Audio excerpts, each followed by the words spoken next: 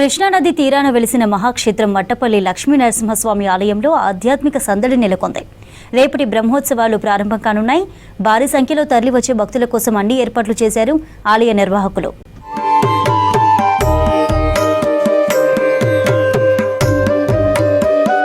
ఈ నెల 10 నుంచి 15 వరకు సూర్యాపేట జిల్లా మట్టపల్లి ఆలయ బ్రహ్మోత్సవాలు జరగనున్నాయి. ఇందుకోసం పాలక మండలి, ఆలయ అధికారులు అన్ని ఏర్పాట్లు చేస్తున్నాయి. భక్తుల రాకపోకలకు ఇబ్బందులు లేకుండా ట్రాఫిక్, పార్కింగ్, తాగునీరు, శానిటేషన్, వైద్య సౌకర్యాలు అరేంజ్ చేస్తున్నారు. భక్తులతో పాటు వీఐపీలు, వీవీఐపీలకు ఎలాంటి ఇబ్బంది రాకుండా జాగ్రత్తలు తీసుకుంటున్నారు.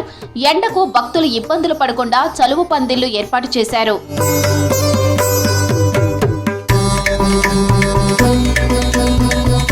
బ్రహ్మోత్సవాల్లో భాగంగా ఈ నెల 11న అర్ధరాత్రి 12 గంటలకు స్వామివారి కళ్యాణ మహోత్సవం ఘనంగా జరగనుంది.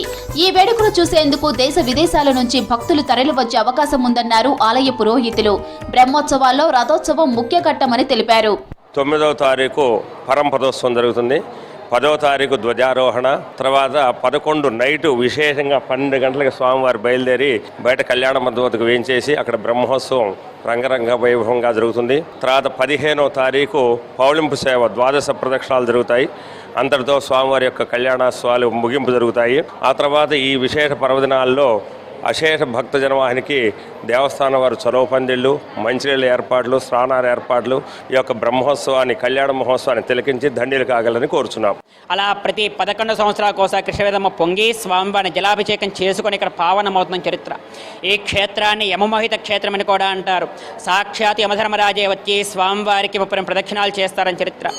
ఎవరికైనా సంతాన బాధ కానీ, గృహ బాధలు కానీ, ఈతి బాధలు, ఉద్యోగరీత్యా బాధలు కానీ ఏవైనా బాధలు ఉంటే కనుక స్వామివారిని మొక్కుకొని 32 ప్రదక్షిణాలు చేసినట్టయితే కనుక అవన్నీ కూడా తప్పకుండా నెరవేరుతాయని, అలాగే ఆ కోరిక నెరవేరిన తర్వాత మళ్ళీ వచ్చి 30 ప్రదక్షిణాలు చేయని ఇక్కడ స్వామివారి చరిత్ర. బ్రహ్మోత్సవాలకు మంత్రి ఉత్తమ్ కుమార్ రెడ్డి, నల్గొండ ఎంపీ రఘువీర్ రెడ్డి, జిల్లా కలెక్టర్ తేజస్ నందలాల్ పవార్ హాజరవుతారు. స్వామివారి దర్శనం కోసం ప్రత్యేక క్యూ లైన్లు ఏర్పాటు చేశారు. 170 మంది పోలీసులతో బందోబస్తు ఏర్పాటు చేశారు.